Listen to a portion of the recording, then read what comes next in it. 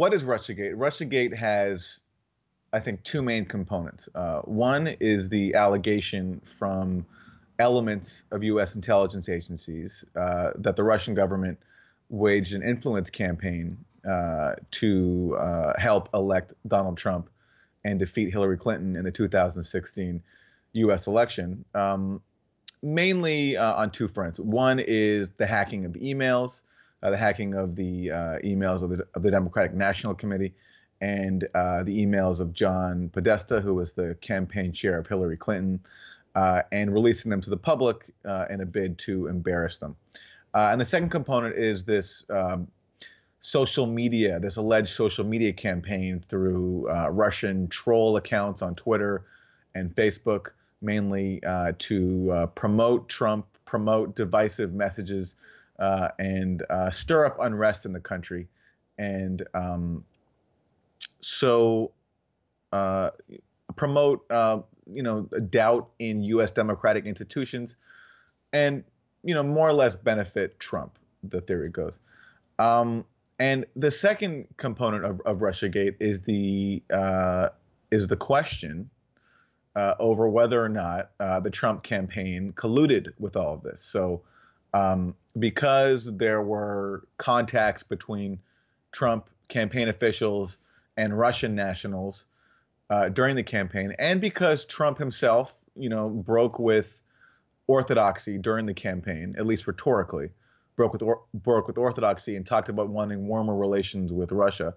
Because of all this, there has been this suspicion that Trump campaign officials were complicit in this alleged Russian campaign.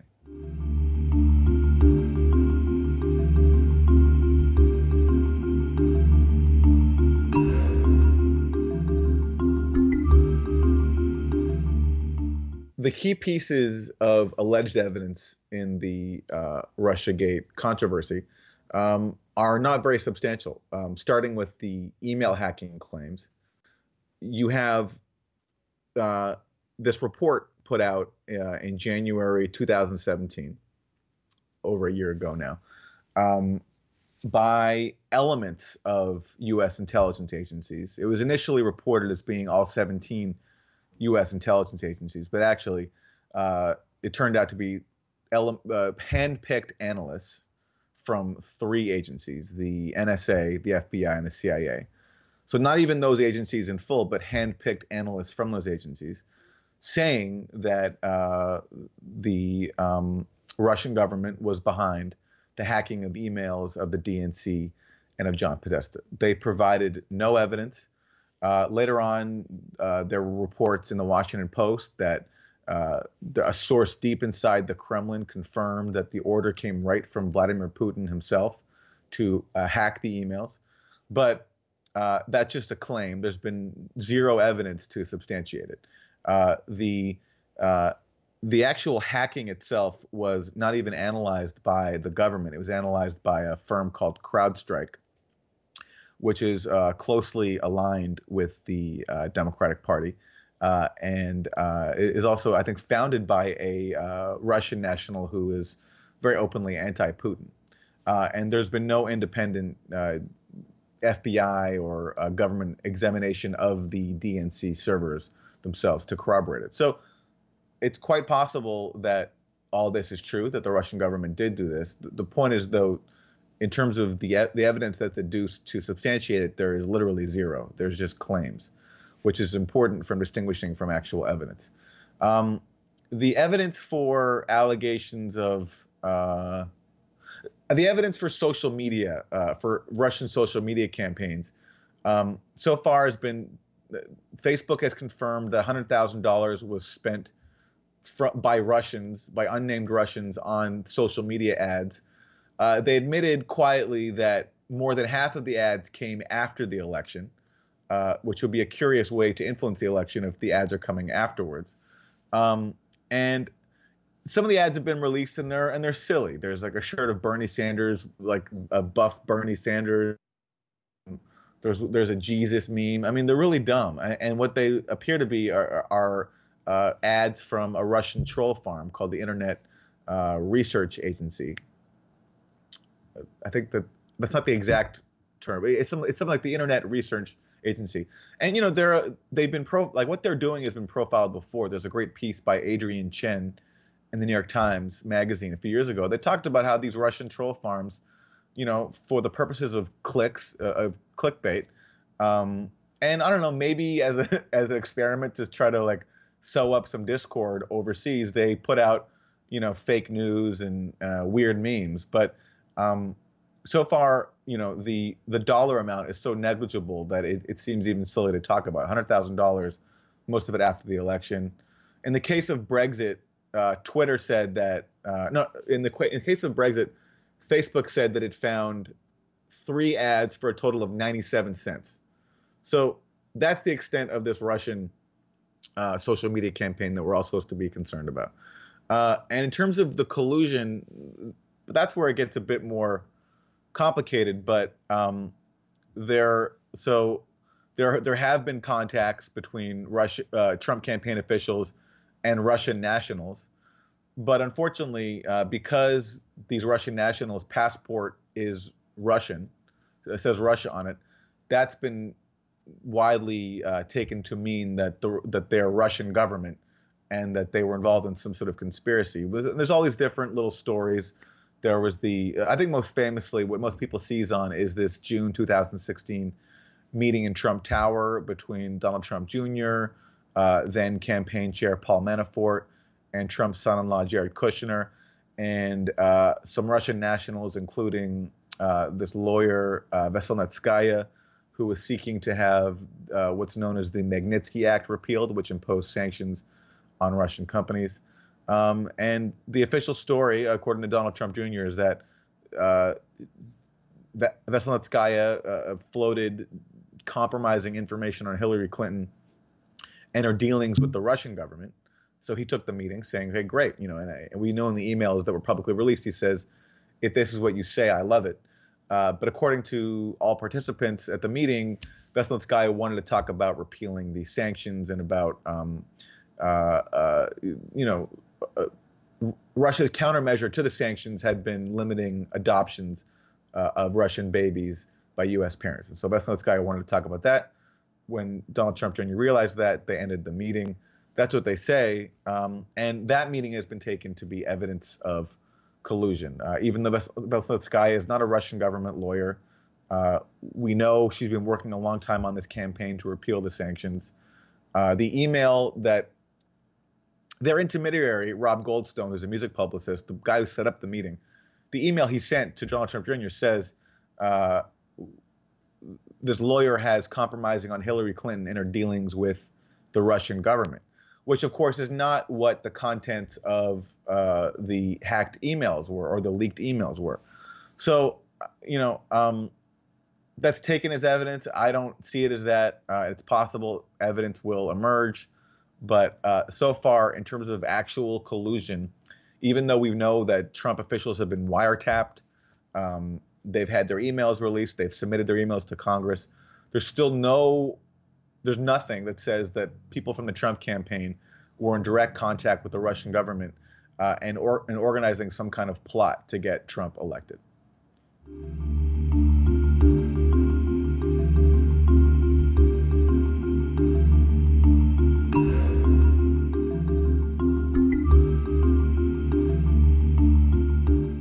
So the two main developments that are big in the news right now that are being used to help advance the Russiagate narrative are the Steele dossier and the case of George Papadopoulos, who is a low-level Trump campaign advisor.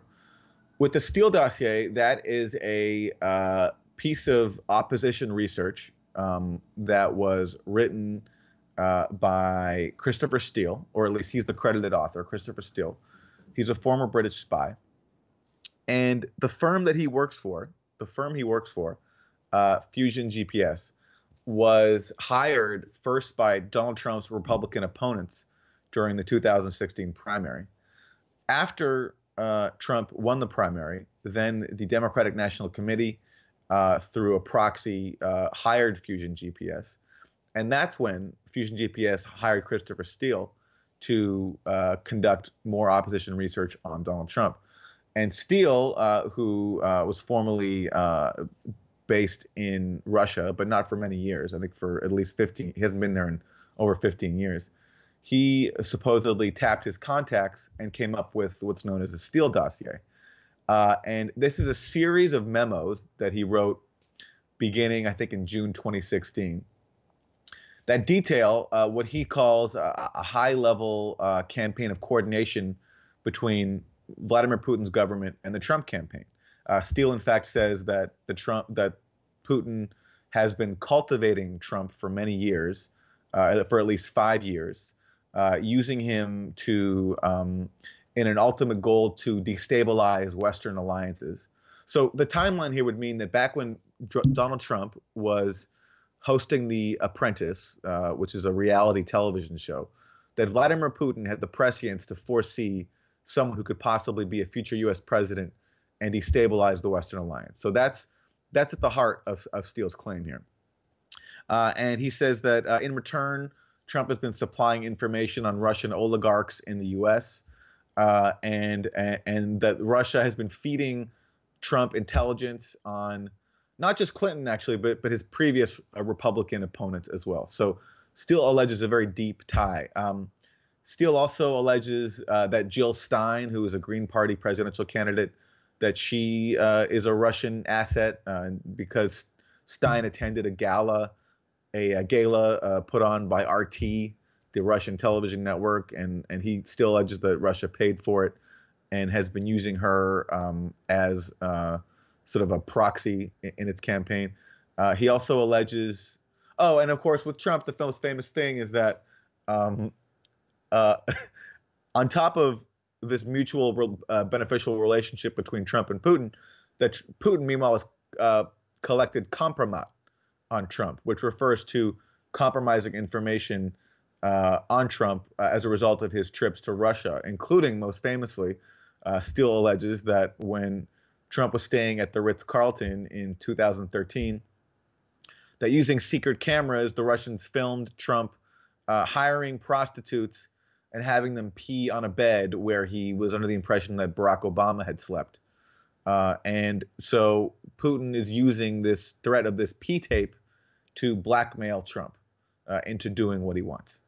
And he also says that in return for Trump receiving Putin's help, Trump agreed to sideline the issue of Russian intervention in Ukraine as a campaign issue. So that's sort of that's the quid pro quo. There's all these other claims. There's the claim that he says that Carter Page, who's this like really low-level Trump aide, was offered a 19%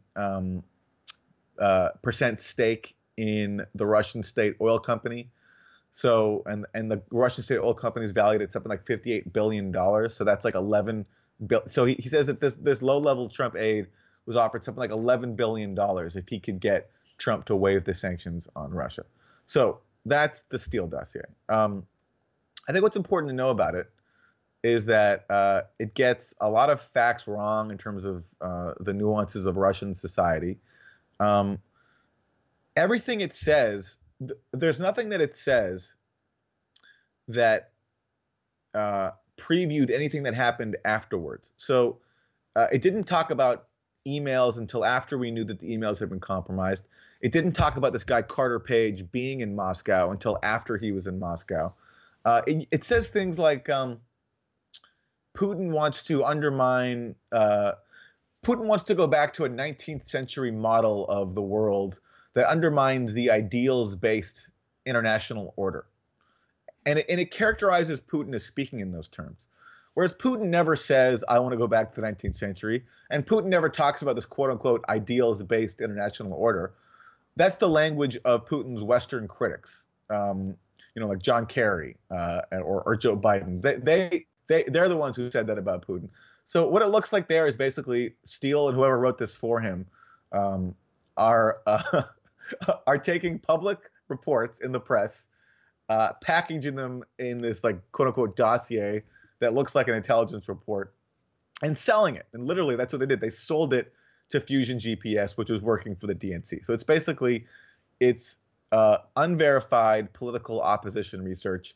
And if you read it, you should just use your judgment. But I think there's plenty of reasons to doubt it based on, I think, what I just outlined. The second major issue right now that is being used to advance the narrative is this guy, George Papadopoulos. He was taken on as a foreign policy advisor to the Trump campaign in the spring of 2016. He was living in London at the time. And he has recently pled guilty to making false statements to the FBI because he was interviewed as part of the special counsel's investigation of Trump Russia, and he lied to the FBI about his contacts with the Russians. He now admits that when he was in London in the spring of 2016, he met this mysterious professor, a man named Joseph Massoud, who Papadopoulos says told him that he had high-level contacts in Moscow, and that he had heard from Moscow that the Russian government had thousands of Hillary Clinton emails. And Massoud also introduced him to someone who he said was Vladimir Putin's niece, even though it turns out that Vladimir Putin doesn't have a niece. And he introduced him to someone else who claimed to have high-level contacts inside the Russian government, but who is not a Russian government official, it turns out. And now the claim is that it was Papadopoulos telling. Oh, okay. So after Massoud allegedly told Papadopoulos this about the emails, a few weeks later, Papadopoulos was drinking, the story goes, with with an official from Australia, and Papadopoulos after a few drinks, Papadopoulos told the official that he had been told this about these stolen emails. In late July 2016, the Australian ambassador to the U.S. told this to the U.S. government after hearing this, because they were concerned about, hearing about this Russia possessing stolen emails, and that's what triggered the FBI investigation of whether or not Russia was meddling in the election and whether or not Trump was involved. The important thing to keep in mind with Papadopoulos is that it's hard to know where to begin. He in his indictment, he already admits to lying to the Trump campaign, because while he was meeting with this Professor Massoud, he was trying to position himself as a major player in the Trump campaign. And so he told the Trump campaign that he also had met with the Russian ambassador to Britain while in London, which turned out to be not true. And he has a history of playing up his credentials and his record. He went to Greece and he lied to Greek officials about his level of seniority in the Trump campaign. And he was so low level that after Trump won, Papadopoulos didn't even get a job in the incoming administration. And yeah, in terms of who Massoud is, he sounds like, if Papadopoulos is telling the truth, that's what Massoud told him. My guess is that Massoud is someone he's this fringe character. He had all these weird affiliations, but nothing really substantive. My sense is he's someone who wanted to himself curry favor with the Kremlin and saw this low-level Trump aide as an opportunity. And at the time, there was a public talking point about Hillary Clinton's missing emails that had to do with not the DNC or John Podesta, but the State Department, Hillary Clinton's State Department emails that she had kept on a private server.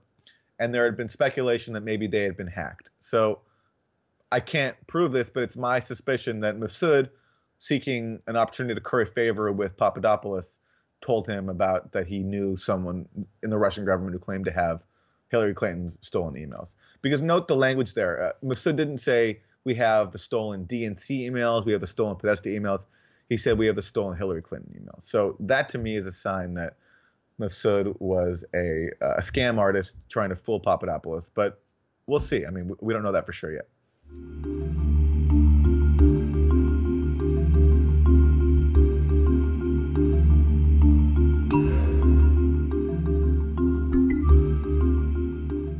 The media coverage of Russiagate in the West over the past year is, I think, its most embarrassing moment since the run-up to the Iraq War. There's been mistake after mistake and stories based on overblown claims, and even stories that where the content of the story undermines the conclusion and the screaming headlines that are appended to them. Um, you know, ever since the U.S. intelligence, ever since this U.S. intelligence report in which this hand-picked group of analysts said that the Russian government waged this campaign, it's been taken as fact that that's true. Even though there's a long history of U.S. intelligence agencies being wrong for political reasons. I mean, obviously, Iraq is the most famous example, but it's not the first. But despite that, everybody, and including, you know, progressive media here in the U.S., have taken it on faith that what this one U.S. intelligence report says is gospel, is truth, even though there's been no evidence for it. And it's been striking how little or how quiet the demand has been for evidence. I mean, people like Glenn Greenwald have pointed this out from the beginning, that there's no evidence to substantiate U.S. government claims, but that has not been a resounding call. I mean, everyone's just accepted what has been spoon-fed to them and taken that as unquestionable truth. And so from that has followed this culture of credulity, where basically every development that is leaked by people in Congress, it's probably Democrats for partisan reasons. They've been getting all this information as part of their investigations and testimony. And also people in the FBI and the CIA who may have gotten stuff as well, who for their own reasons are leaking stuff. Everything that's come out has been treated as explosive details, when ultimately the general pattern is that either the story is undermined by its own contents or it turns out to be false. So in the latter case, in terms of what's false, we had stories about Russia supposedly hacked the Vermont utility grid. Turned out to be not true. There was recently this case on CNN where two sources confirmed, supposedly, that the Trump campaign was sent an email linking to the hacked or leaked emails that WikiLeaks would later put out, but they got this link before WikiLeaks publicly released it. And so that was seen as proof that before WikiLeaks made the stuff public, they gave it to the Trump campaign, proving collusion between Trump and WikiLeaks. And because everyone has assumed that WikiLeaks is a part of a Russian government operation that's been alleged without proof, that must mean that that's another tie between Trump and Russia. It turned out that what happened was someone sent the Trump campaign a link to the emails after WikiLeaks had released them. But in the hour or so that this remained uncorrected, that caused a huge stir. It was on every network before it had to be quietly retracted. And of course, one defining feature of Russiagate is a complete lack of accountability. So normally when you make a mistake that huge, you explain what happened. And in this case, two sources, according to multiple outlets, had confirmed supposedly that this story was true. Well, no one since explained how multiple sources confirmed a false story. There was after Michael Flynn was indicted, there was a report by ABC News that Flynn was going to say that Trump ordered him to make contact with the Russians during the campaign. It turned out actually that it was that this order referred to after the campaign, when the Trump campaign had been elected. And now we know what they were doing. They, first of all, colluded with Israel to undermine a vote at the UN that Obama was going to let pass, condemning Israeli settlements. And which, by the way, is the only evidence we have so far of actual collusion between Trump and a foreign power. Netanyahu, the Israeli prime minister, asked the Trump campaign to do this, and they went ahead and did it and tried and failed.